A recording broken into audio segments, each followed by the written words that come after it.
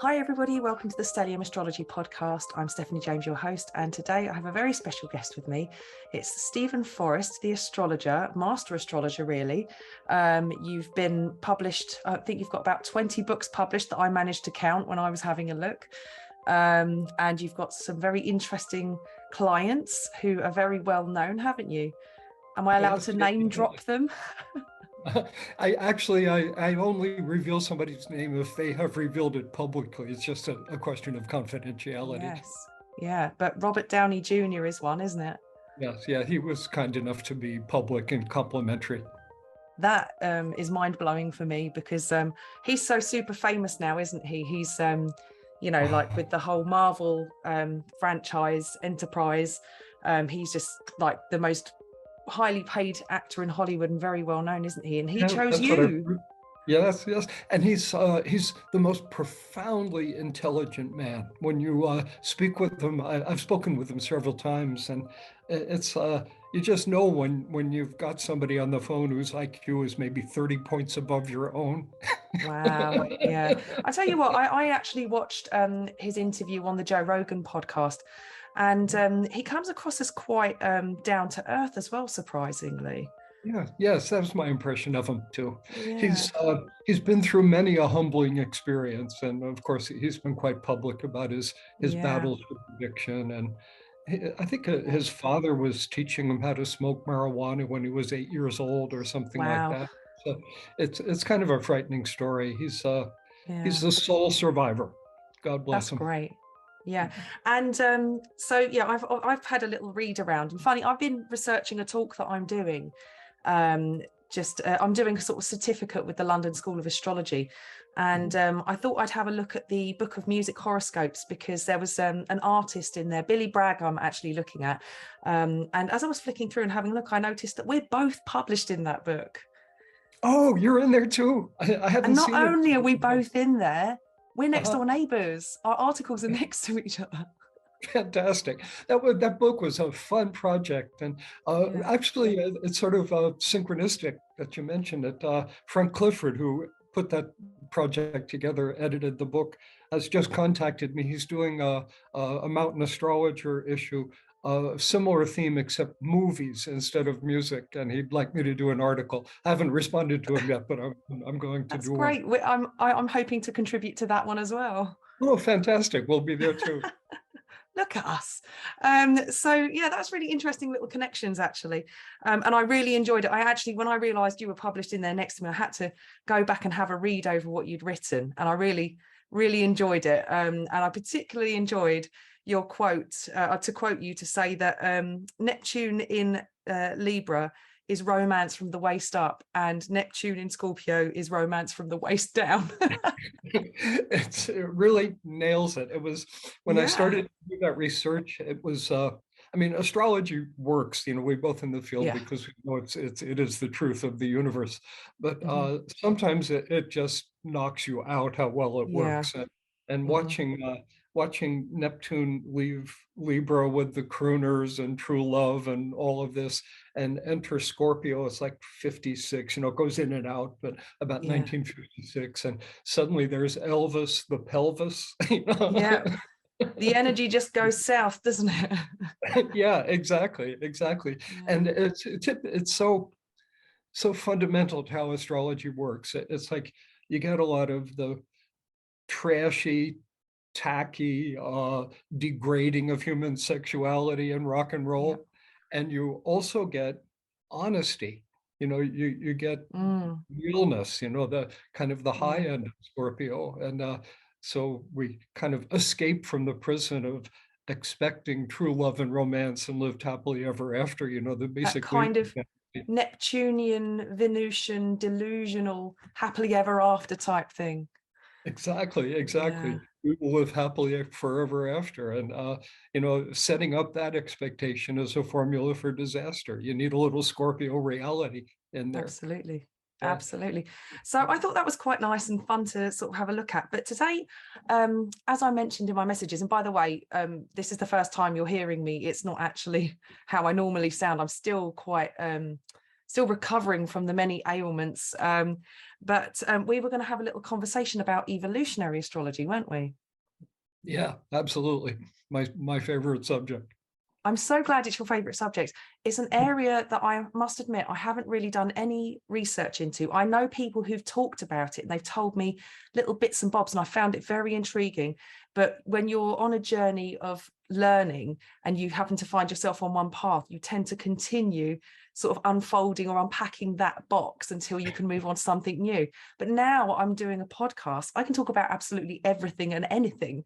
So I am delighted that you are going to be able to shed some light on this area that I consider myself a complete newbie to, actually, if you're happy to do so. Sure, I can give you a quick intro to it if you would like.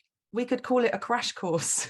Okay, yeah, well, this will be hitting an asteroid at 37,000 miles an hour or something like that. This sounds fun to me. But when people in the field of astrology who are studying other kinds of astrology, when they hear about evolutionary astrology, the general reaction is, oh, those are the people who believe in reincarnation. And absolutely, yes, that's really true. But it's not where I would like to start. Actually, I think I've already started. I mentioned Scorpio and music and the kind of trashy degradation and hyping of sexuality, but also the idea of honesty and realness.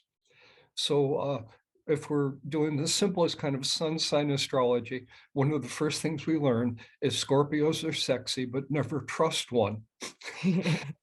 They're sexy but treacherous. And I mean, it's silly. I'm glad you're laughing, but we do hear that.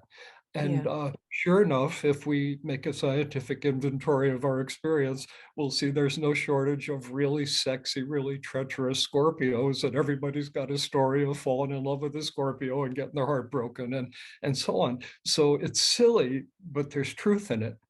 And yet there's more truth, that there are plenty of Scorpio people who keep your secrets, tell you the truth, even if you don't want to hear it, who are just your closest friends in the world and absolutely honorable. So we observe both of these families of Scorpios. When I was a young astrologer, I would hear that, there's the snake Scorpio and the phoenix rising from its ashes kind of Scorpio. Then I made the observation that led me to evolutionary astrology, that some of those snaky Scorpios could improve. Some of them over the years began to mend their ways and become better human beings. So when I sit with a client for the first time, a line I sometimes use, if the vibration is right between us, is, think how dumb you were 10 years ago. And everybody laughs and nods their head and understands. You nodded your head reflexively. Me too. So if you can't remember, there's actually a function on Facebook that reminds you on a regular basis now. It's called memories or something. Every time I look at it, I'm like, why? I hate it. Here I am with my arm around person wrong, Yeah. So people change, people evolve, and that's something we observe certainly year to year, arguably too subtle for our observations, but even minute to minute, life is a learning experience, and the idea that people change, people can improve, is the basis of many philosophies, but it's not a philosophical statement. It's a statement of observed fact. And so I'm an evolutionary astrologer because I use astrology to try to help people grow, help people become more who they were meant to be, to become just simply better humans. Now, I could just do evolutionary astrology purely in that essentially existential context. But then as we think about it at the kind of other end of the time scale, here's the question that really separates evolutionary astrologers from everybody else. Every other field of astrology, the astrologers will answer the question, what does your chart mean? Some of them will answer it better than others, but it's always there. Evolutionary astrologers, we do that.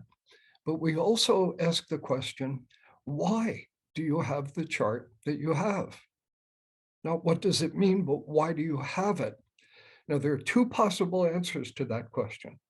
One possible answer is that the universe is completely pointless and random, and the roulette wheel stopped at the instant you took your first breath, and you're going to have this chart until your batteries run down. And that's a logical answer. I don't believe it, and most people find it something they're inclined to reject. So the alternative, if you have your chart for a reason, if there's purpose in it, logically, the reason and the purpose had to predate your birth. Your birth chart is an effect of something that happened before that made it meaningful for you to have this chart. That doesn't prove reincarnation, but it fits reincarnation like a hand in a glove, of course. And so that's essentially how we think about it, that we are improving minute to minute, but we're also improving century to century, through the device of reincarnation. Yeah. So crash course, you just That passed. is, yeah, that is absolutely, that's really fascinating, because it is nice to find a branch of astrology that doesn't want to dive into the what, but the why. Yes.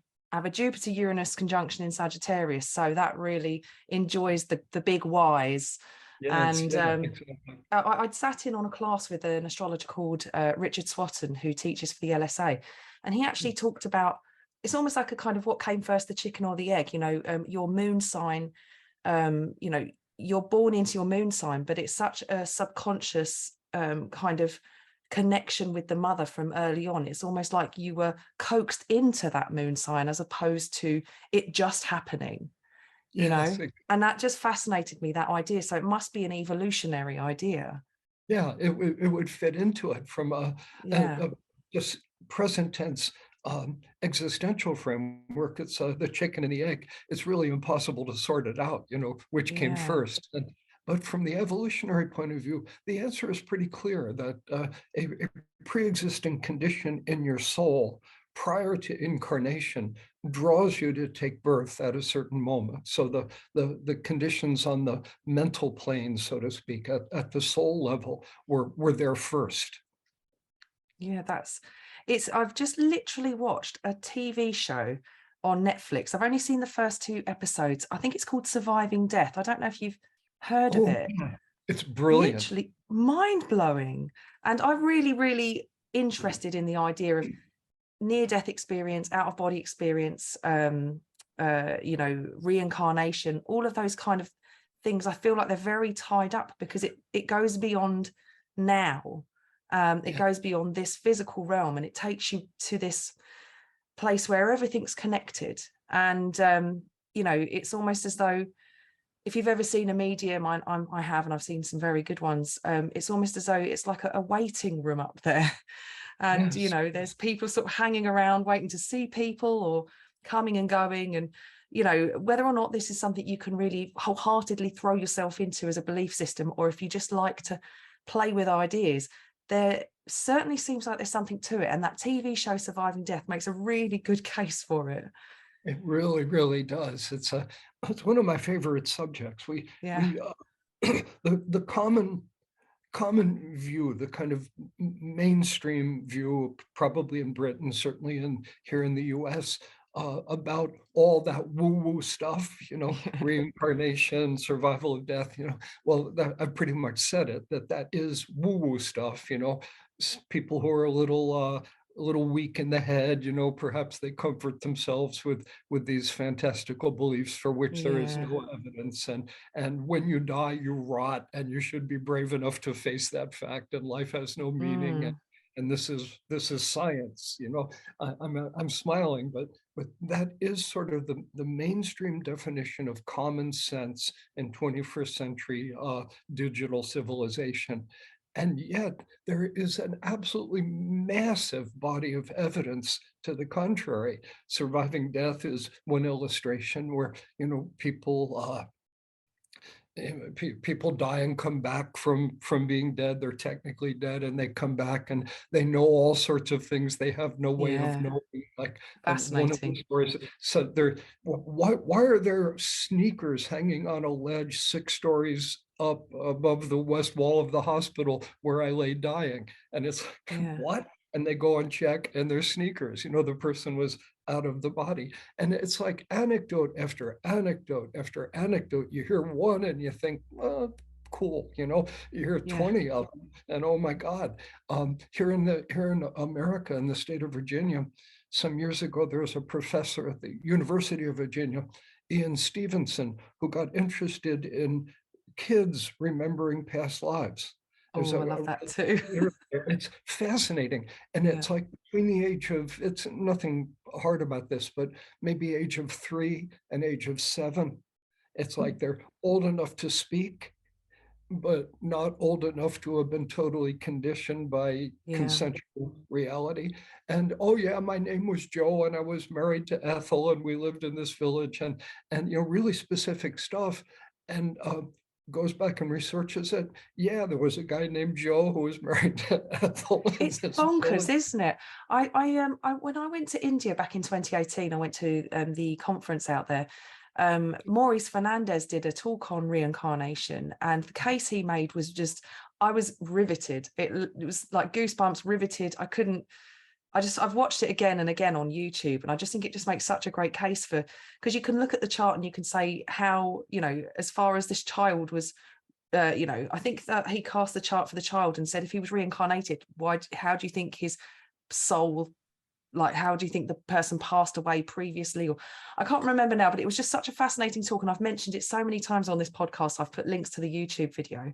But, I also think it's very interesting, because if you don't believe in reincarnation, you can believe, since I've been doing my family tree and looking at old photographs and seeing the similarities between my like really ancient ancestors going quite far back, and seeing how much we carry the same features, and even reading about certain things. Like I've always I've lived on a canal boat, and I was always fascinated by canals before I even lived on a canal boat. I don't anymore, but I did for a while.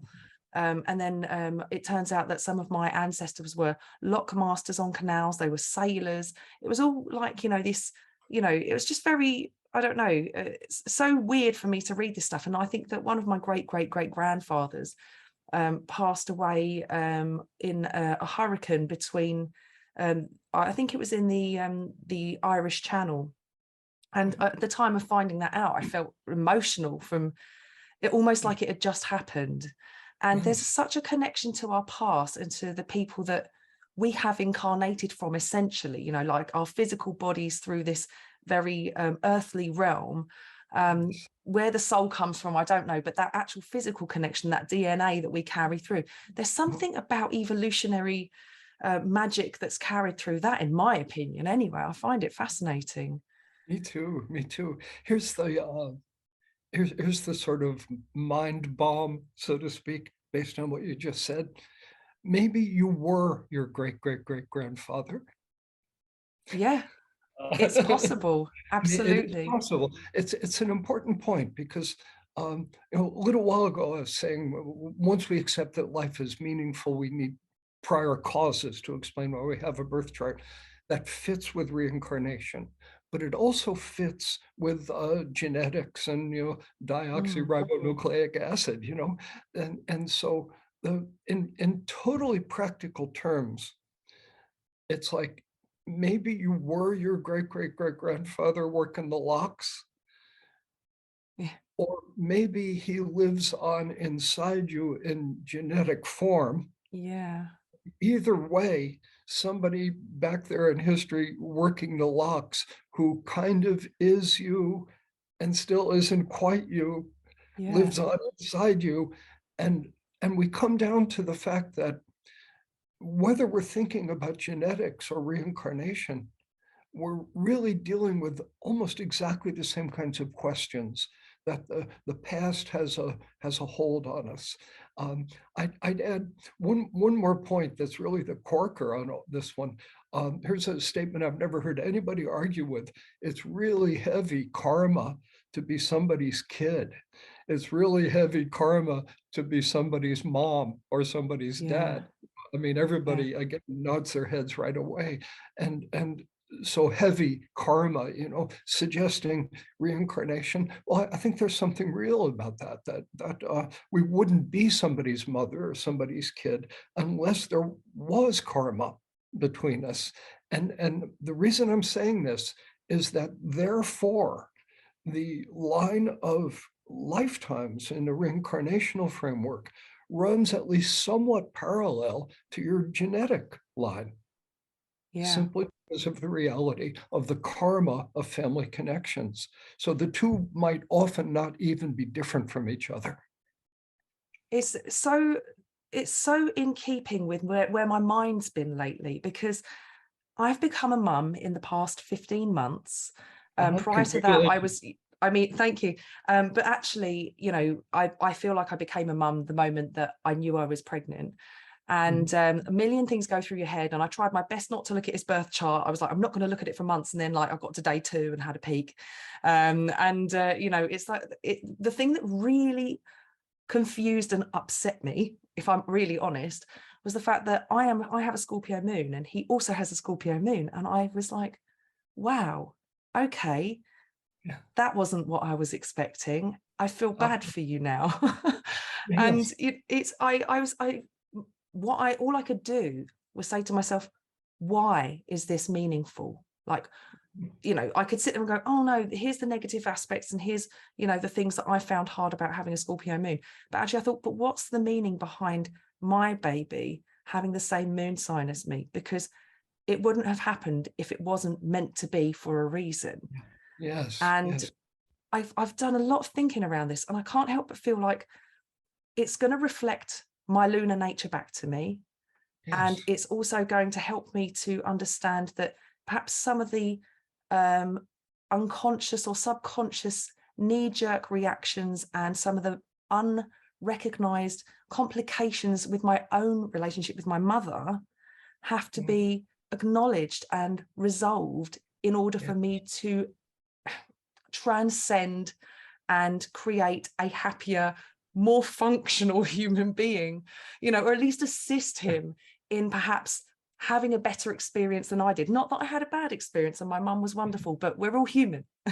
Yes. My mom was a Scorpio too, so I can relate. Oh yeah. It's just complicated.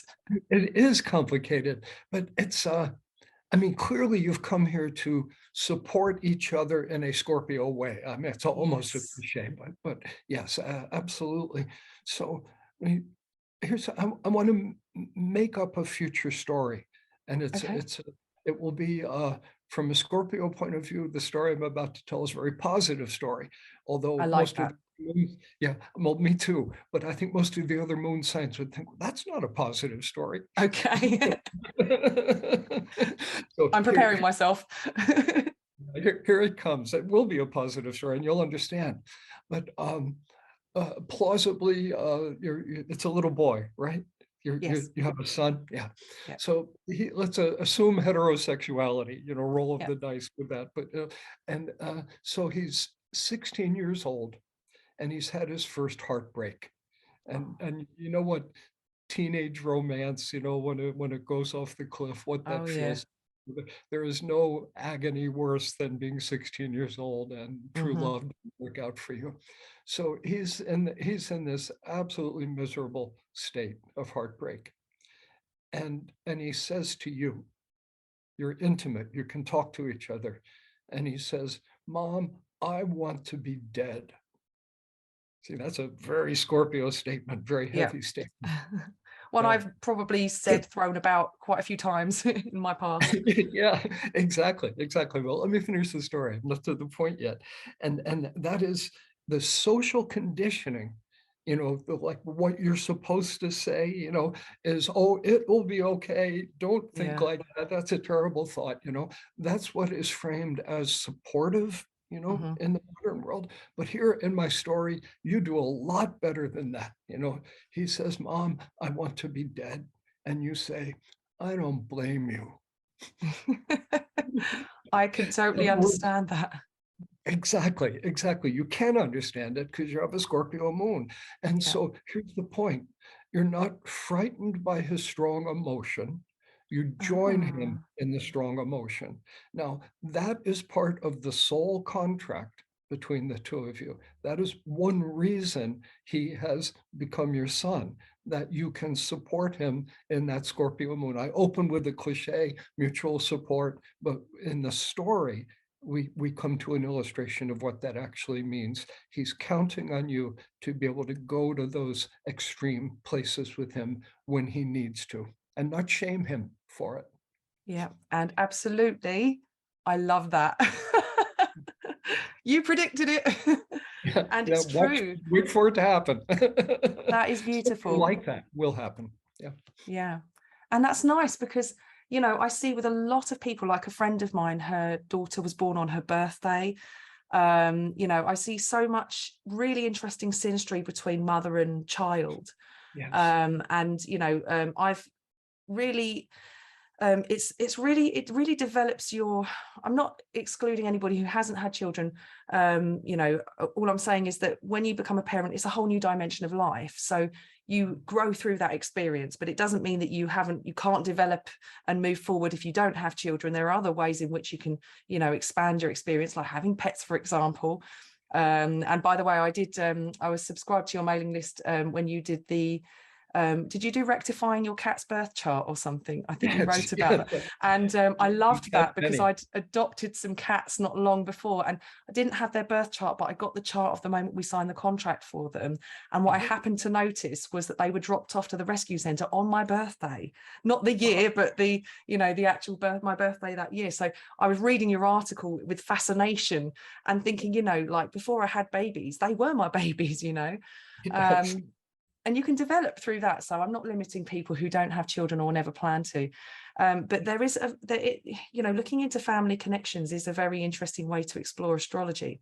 However, I was curious to know, because I've heard that Mercury retrograde is an interesting phenomenon to have in the chart as far as reincarnation is concerned. I don't know if this is something that, you know, you could shed any light on, but as somebody with that myself and an interest in it, you know, I've definitely been doing a lot of my own personal exploration into that, particularly recently. And I can't help but feel, looking back at my past, and it went retrograde the day I was born. Yes. And it turned direct when I was 21, and then for the rest of my life up until October, is it this year? I think it was either this year or last year, I can't remember now. Progressed Mercury was making its way back to its natal position. I think it was this year actually that it actually has done its thing. So Yeah. yeah, Finally so arrived at the starting line. I do actually feel like I'm at a point where I've actually just, everything's fallen into place really for me, or it's Yes. getting there.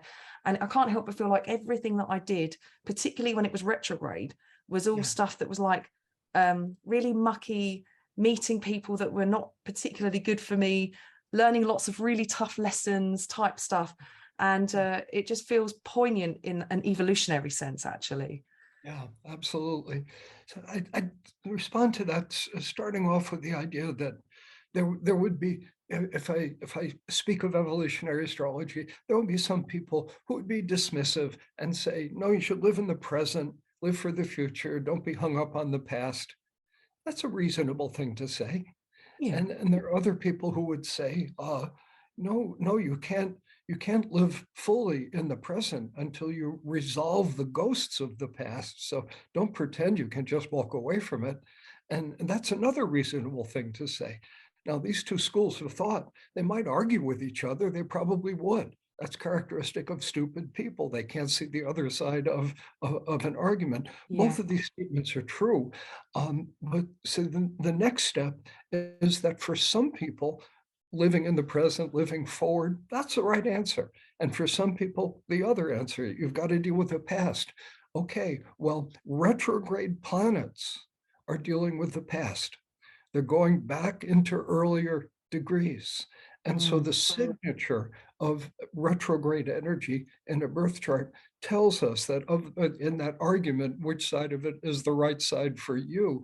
And for you with Mercury born going retrograde, the dealing with unresolved issues from the past became critical to get you to the point where you are now, where you're back to the starting line. Mercury is ready finally to enter territory it's never been in before. Yeah, it's interesting. So you were meeting a lot of people with whom you had unresolved karma. You were taking a second look at experiences that presumably in prior lifetimes you got wrong. But now you have a chance to repair that, get them right, see them differently, and it's made you what you are today. That's Quite it. literally. Yeah. We are the sum of our previous experiences, is what I always say this to, particularly to my boyfriend, who I always say, I don't care about your past and you shouldn't care about mine, because this is who we are. We are what we are because of what we did. And, that's not, maybe that's my Mercury retrograde speaking. Well, But it's direct now. yeah, finally. But yeah, it's a took good its attitude time. for you now. Yeah, but it's such an interesting thing. And the idea, I really like the idea of the fact that with evolutionary astrology, it's not just about like you said, you don't have to hang around in the past. It actually is about understanding that people have the opportunity to take control of what they've been given as far as the natal chart's concerned and make best of it. Yes. It sounds like a very humanistic approach, actually. When you think about Oh, evolutionary, you kind of think it's going to be kind of quite mystical and kind of quite traditional in a sense, but actually there's very modern humanistic kind of ideas behind it. absolutely. It's deeply psychological, and it's empowering, above anything else I might say. That's it. It's empowering. And so much astrology, as it's practiced, is quite the opposite, So you have a Pluto moon square, so you're doomed. They'll say it a little fancier, but the idea that your chart controls you. As soon as we start making predictions, even if they're accurate, the underlying assumption is the planets are pulling your strings and creating your experience. Well, I like to say it's your fate to face certain questions and certain possibilities at a given time. And these questions and possibilities can be defined by astrology, but how you respond, it's a question of your consciousness, not the aspect. Simply, you're co-creating reality. Astrology on one side, you on the other side, and you're equal forces. I love the way, that's the perfect way to look at it. I know that I think Frank Clifford once said that the stars, the planets, it's like a mirror. It's not necessarily that one dictates the other. It's almost like a reflection, a kind of dance that is, we don't know which one's the real one in a sense, because they're both doing the same sort of thing, but one's in reality and one's in the heavens. They're both very much in reality in a sense, but it's such an intertwined and mysterious connection. But to say, oh no, Pluto's doing this to me, or Saturn, my Saturn returns, Saturn forced me to do this, or there's always been an element of choice about how to engage with what's happening, the act or react kind of idea. Exactly. Maybe it's about how consciously aware of yourself and your chart you are, or whether or not you don't even have to be involved with astrology, but how well you know yourself really, Yes. and how in touch you are with what is right for you, which differs from individual to individual really. It's a beautiful thing about astrology is how it adjusts itself to the level of consciousness of the user. It's like reading Lord of the Rings. You can be blown away when you're 12, and you can be blown away again when you're 80 reading that book. And astrology works that way. And the even the silliest, judgmentally speaking, the lowest, most embarrassing forms of astrology. All the Scorpios are sexy. All the Geminis talk too much. That kind of stuff. Even that, there are people who love that stuff and read it avidly and relate to it. And here's the beautiful thing about it. Even those people at that level of consciousness are getting the message: you're connected to the universe. you're connected to higher Yeah. powers. There is some implication of purpose and a deep logic of connectedness built into it. So a lot of folks will hold that kind of astrology in contempt, but it's helpful to people who are in the first grade spiritually. Evolutionary astrology it's more complex, it's more sophisticated. People in the top half of the class, so to speak, can benefit from it. God bless the people in the bottom half of the class too, but evolutionary astrology is probably just going to confuse them.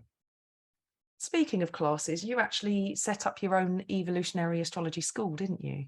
Absolutely, and thanks for asking. I always like to do a product placement. Yeah, why not? Yes, the Forrest Center for Evolutionary Astrology. We're about 2.5 years into our journey now. Forrest Astrology, 2Rs and Forrest.center, if anyone wants to look at the website. And yeah, it's basically a 3 or 4 year program that takes people from zero to mastery, how you can have your own practice doing evolutionary astrology. It's quite exciting. Wow. We had a couple hundred students now, so we're doing Oh, well. wow. Yeah. That's quite a lot. And, I'm not going to deny that I'm absolutely intrigued and feeling, I know my time is just at the moment, my time is not my own, as I mentioned, young child, but one day when I finally get a bit of me time again, I can't wait to throw myself wholeheartedly into study. And I'm really intrigued to experience your teaching. I'd love to go to your evolutionary astrology school. I've already looked it up, and long before I knew you were ever going to be a guest on this podcast, and had a look and seen your kind of list of alumni students there, and the people that you recommend. And yes, I've done a bit of stalking, but Thank you. you're welcome. But no, it's just part of the Gemini ascendant way, isn't it? We have to know a bit of everything. But yes, it's obviously an area that I'm really interested in. And obviously I was signed up to your newsletter, so I was fascinated by the questions you asked. Another one of your newsletters that I've really loved, because I think it describes so many people, probably even listening to this episode right now, is the spiritual, not religious area that you touched on, because it's just too vast a subject. And the funny thing is, because I'm an astrologer, so for me, I have my direct connection with the source, or with my higher consciousness, or whatever it is that we're communicating with.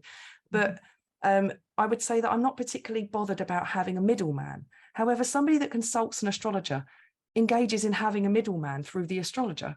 So Yes. it's a funny kind of paradox, really, isn't it? But you found yourself a priest all of a sudden. Yeah, it's like you are the priest. You didn't volunteer exactly, but you found yourself there. Yeah, exactly. the middle person. Yeah.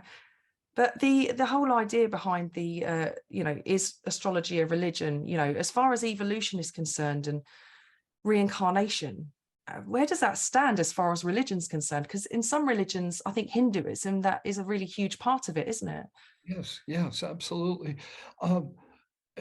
Certainly, evolutionary astrology is a non-sectarian movement. We could certainly say that. It's not like we're trying to turn everybody into Jehovah's Witnesses or Muslims or Buddhists or Christians.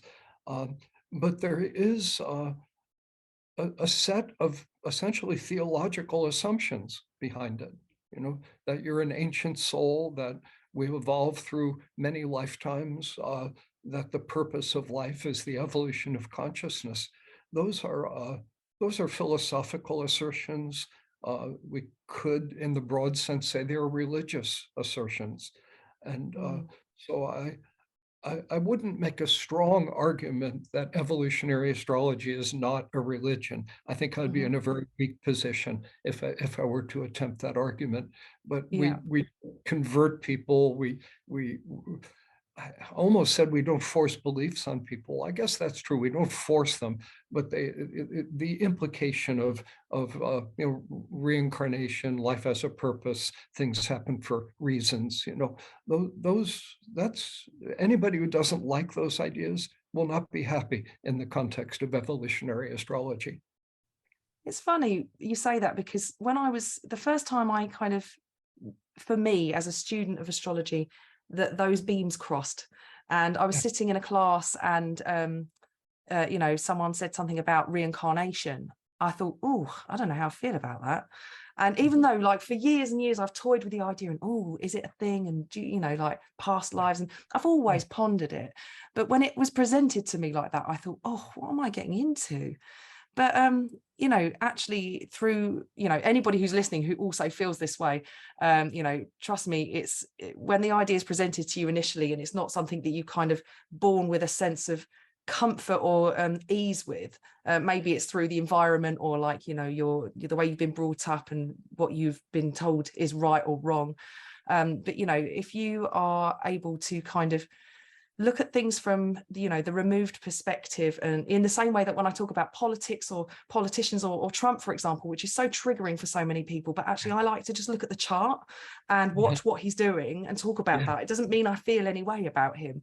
It's the approach to any idea, especially when we're looking at astrology, how you can engage with it in a way that doesn't make you necessarily feel uncomfortable until you've come to your own conclusions.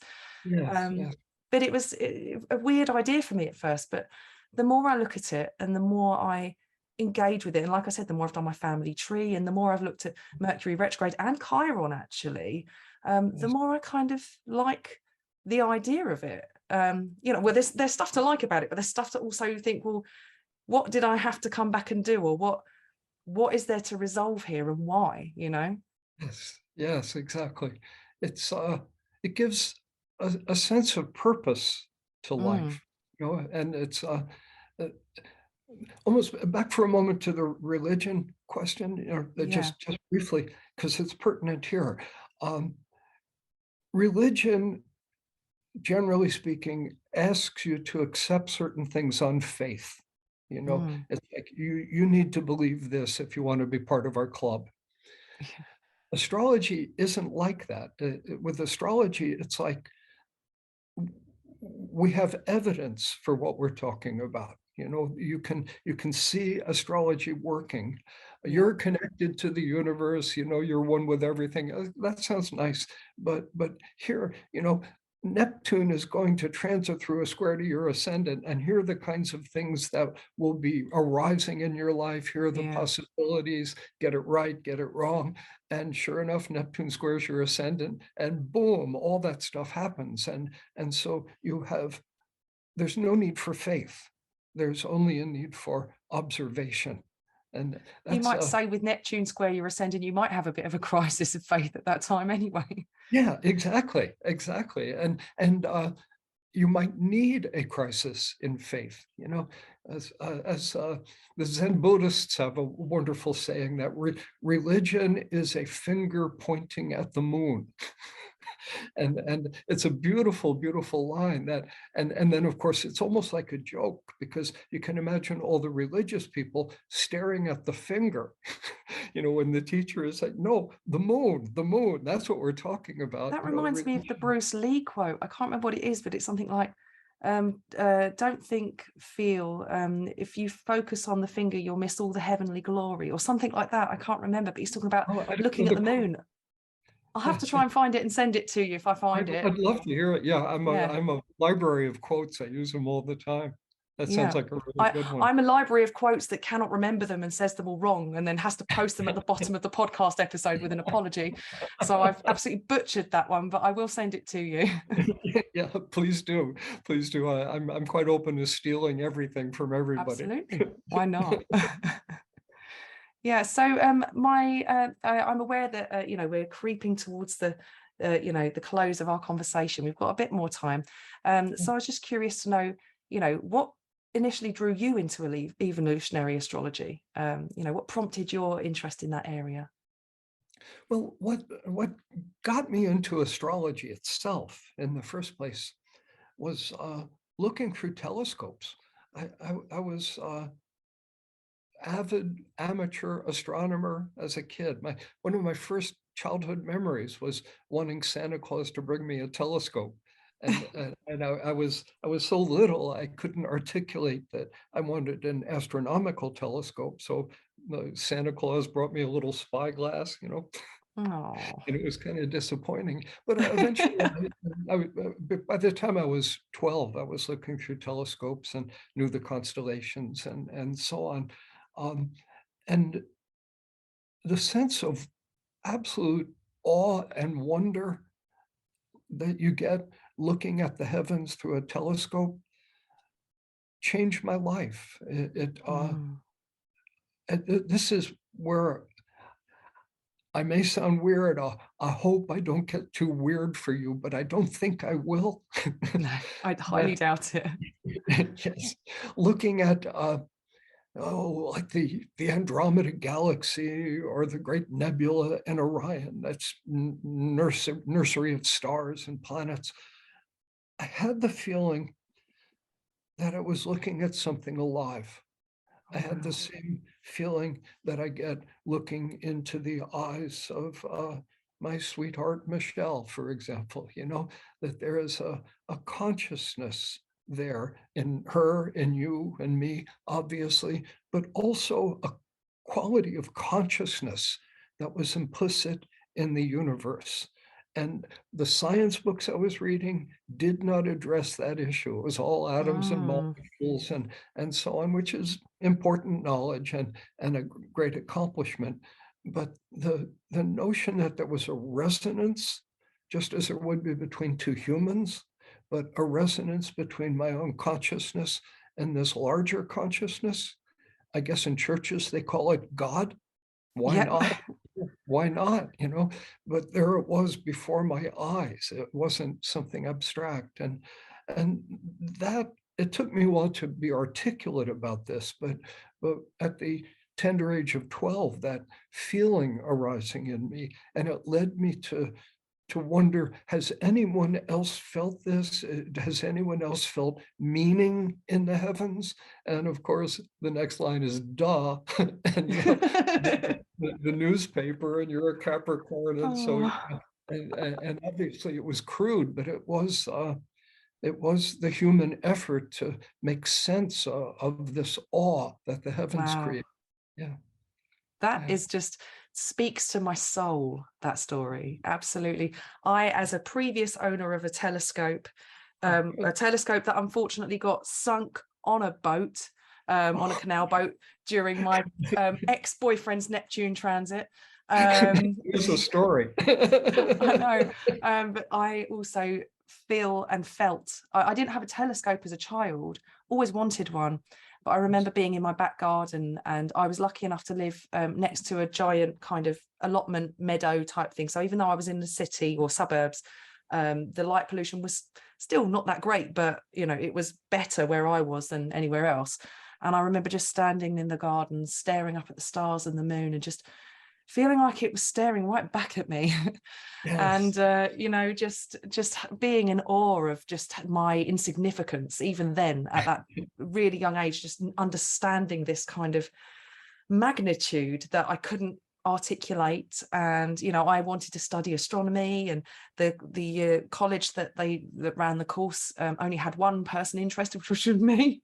So they didn't run that course, so I found myself doing all sorts of other things, as you'd probably expect with somebody with Mercury retrograde natally, thrown off course. But yeah, the only thing that ever really captured my imagination was space, solar system, planets, and that kind of thing. So I really, really get it. Not weird at all. But I also found myself really drawn to religion. And I found myself at one point, I can't remember, I really can't remember what the transits were that I was having at the time. I think it might have been when Jupiter was in Aquarius, a few years, not recent, but, long time back. And I found that I was working in a place where everybody who had a different religious perspective was coming and trying to adopt me into their religion. And I thoroughly enjoyed it, because I got to ask all these questions and find out everything. And I was reading all the different religious books, what I could take in anyway, because some of them are hugely complicated, and you have to study it for absolute years to really understand them. But it just really, I was thirsty for that kind of meaning. And I just knew I wasn't getting the answers that I needed from these places where there was a book that told me how to feel a certain way or behave a certain way in order to reach a certain place. at a certain time. And Yes. you know, it's one of those funny things where I happened across astrology kind of almost accidentally, and suddenly I found myself at home Uh-huh. finally. Uh-huh. So yeah, your story really resonates with me, actually. Yeah, it sounds like we've been on rather parallel tracks. The synthesis of religious interests with astronomical interests. You know, it sort of naturally leads to astrology, but Yeah. I suspect we're in a minority of astrologers who actually followed that particular path. Um, a drum I like to beat is how uh, all astrologers should spend some time actually looking at the sky. You Mm, know, first, as you pointed out, that sense of humility in the face of the mm, heavens. Many an astrologer could use a dose of that. You know, it kind of yeah. puts us in our place, not to shame us, but to just have that sense of the grandeur and the mystery of what's around us. Staring at a computer screen with symbols on it, you don't get that. Staring at the Milky Way on a summer Yeah. night, you do. You know, so Oh, it's just good medicine. camping, sticking my head out of the tent in a place that's got low light pollution and just staring right up to the heart of the Milky Way galaxy. How can you, there's nothing better. There's nothing better. Just the hours I could spend doing that. I agree with you completely, but unfortunately, as you know, the years pass and I get more and more immersed in the practice of astrology, you do find yourself forgetting to look out the window at the sky, or stepping outside to just observe the moon. And every now and again I go, oh look, there's the moon. But I've Yes, got a million messages from people going, look at the moon tonight, and I'm like, oh yeah, I better go and have a look. You know, yes, it's exactly. easily done, isn't it? You can have this moment of like a shocking awakening when you look at the moon and it's like it hits you. Wait a minute, that's the moon. That's what we're talking about. You know, Yeah, you exactly. know?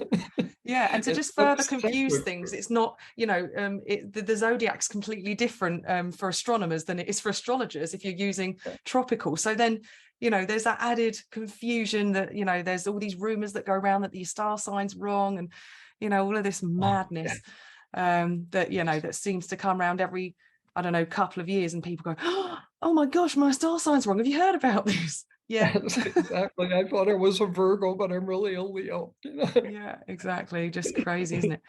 Ah, So you've just touching on all the books you've written, which there are many, and you know, I have been having a good little read of is it The Inner Sky? I've been reading The Inner Sky because it's an area that I'm trying to develop my knowledge in that area. But you've actually more recently released some books on the elements, haven't you? yes, yes. It was my COVID project. It actually got started before COVID, but COVID was such a huge blessing for me, and actually in a lot of ways.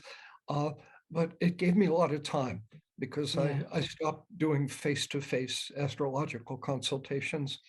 And so I set out with a gigantic project. The principle in my mind was, you know, I'm getting older. I want to leave legacy. So I Mm. want to write down everything I know about astrology. You know, I laughed at myself a little bit even saying that, but almost 1,800 pages later, I'd probably done about half of that. So Wow. the book of fire, the book of earth, you know, air and water, each one got longer than the previous one. And they, I can they relate to that. So you always have uh, so much more to say the longer you go, don't you? exactly. I still have probably more books than me. I hope so. But the notion is just very quickly that the book of fire is not simply about the element fire. It's a detailed look at the three fire signs, the planets that rule them, and the houses that are associated with them. So it's just nuts and bolts how to work with all those symbols in the deepest way I know. So that's actually what the elements books are about.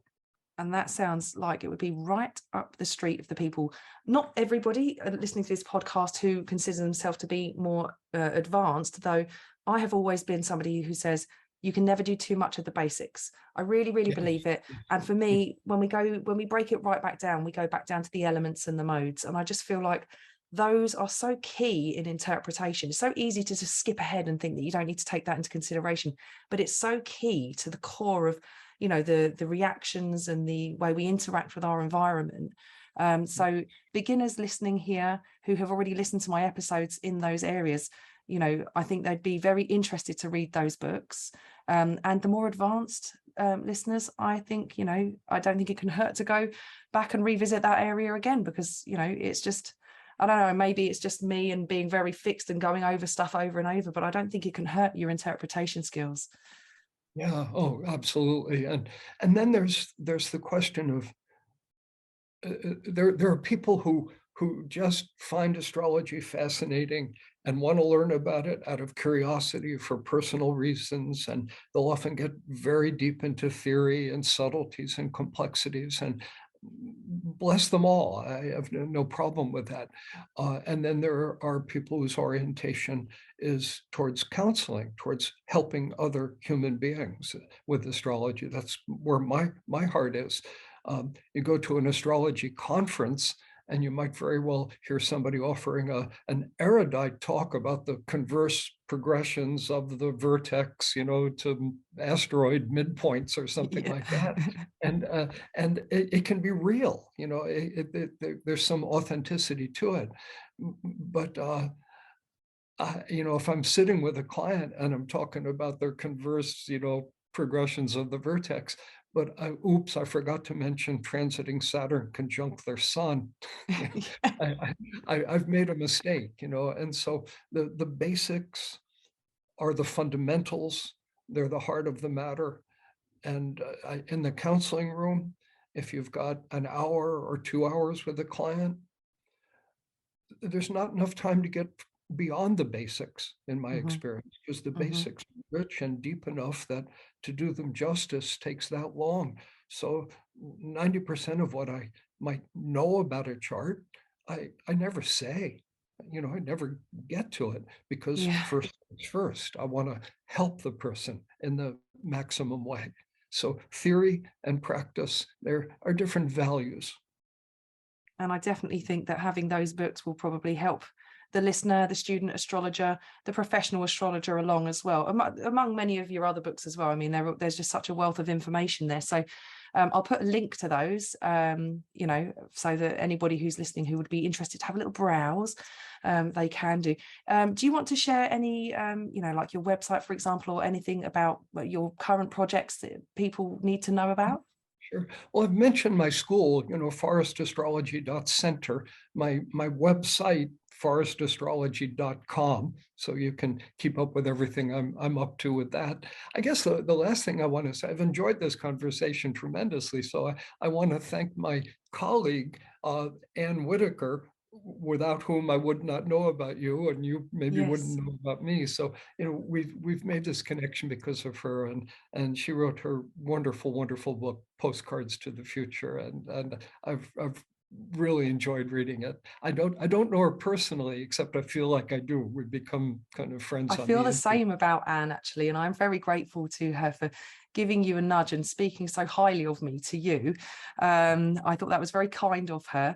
But yes, it's feels like such a wonderful connection we've made. I've had a really exciting conversation with you, because there's not many people you can really go into these kind of subjects with and really speak as openly as we have done, without a few raised eyebrows. So I've really thoroughly enjoyed myself, you know, and, you know, people sign up to the newsletter as well, because if you want to rectify your cat's birth chart or explore some of the more interesting and lesser discussed areas of astrology, you know, it's really fun to keep up with your musings. So thank you, Steven, so much. Everybody listening, if you want to be in with a chance for winning the Magic of I diary, which is coming to an end very soon. The draw is going to happen in November time. You just have to subscribe to the YouTube channel, and if you have a private channel, just email me a screenshot at stephanie@stelliumastrology.com, STEFANIE @stelliumastrology.com. Steven Forrest, it's been wonderful. Thank you so much for joining us today, and hopefully we'll do it again. Thank you. I'd like that. Brilliant.